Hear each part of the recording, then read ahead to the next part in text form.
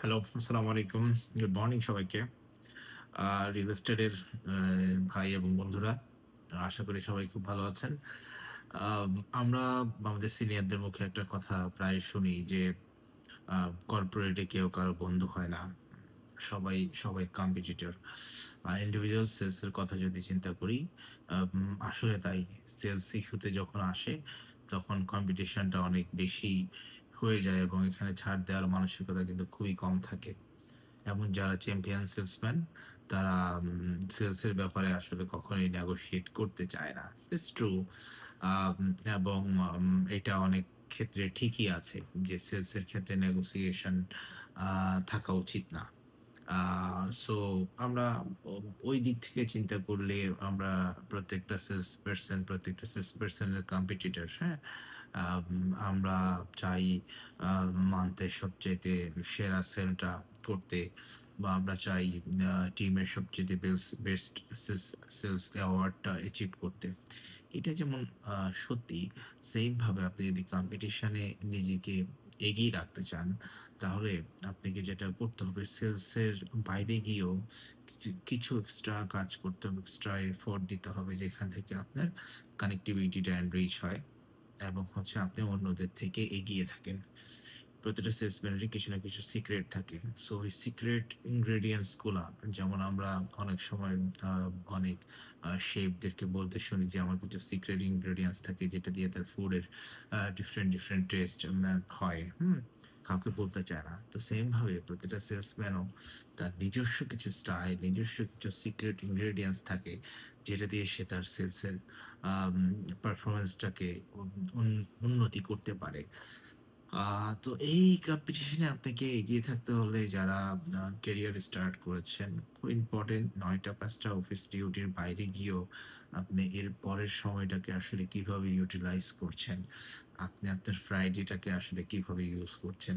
শুধু ২টা-৩টা project visit থাকলো, visit করে রেখে দিলেন, সেটা একটা বিষয়। আর আপনার কানেকশনটা ডেভেলপ করলেন ইন এ প্রফিটেবল ওয়েতে, সেটা আরেকটা বিষয়। সো আ আপনার যদি ইনটেনশন থাকে যে না আপনি কানেক্টিভিটি বাড়াবেন এবং আপনার এন্ড অফ দ্যা গোল যদি থাকে যে না আপনি যে প্রোডাক্টটা নিয়ে কাজ করেন, হ্যাঁ?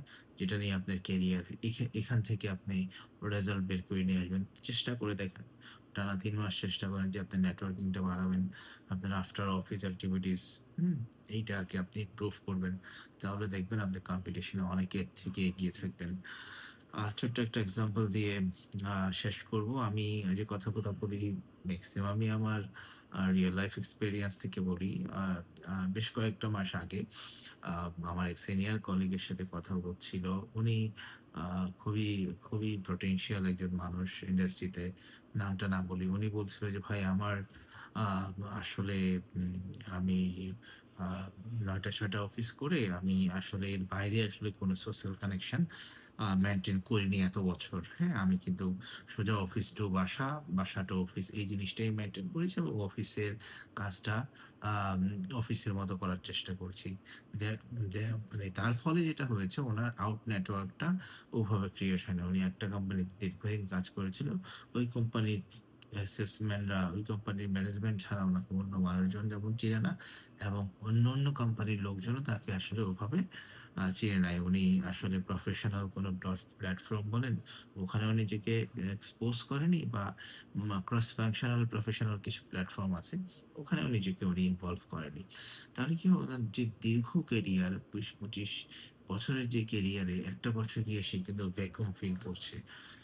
সো এটার জন্য আমরা যারা ক্যারিয়ার লম্বা করতে চাই এবং কম্পিটিশন এ এগিয়ে থাকতে চাই, উনাদেরকে সবসময় বলব আপনি অফিস আওয়ারের বাইরে গিয়েও কিছু কাজ করেন, কিছু সিক্রেট কমিউনিকেশন মেইনটেইন করেন, কিছু কানেকশন মেইনটেইন করেন যেখান থেকে আপনার রেজাল্ট পাবেন। Thank you.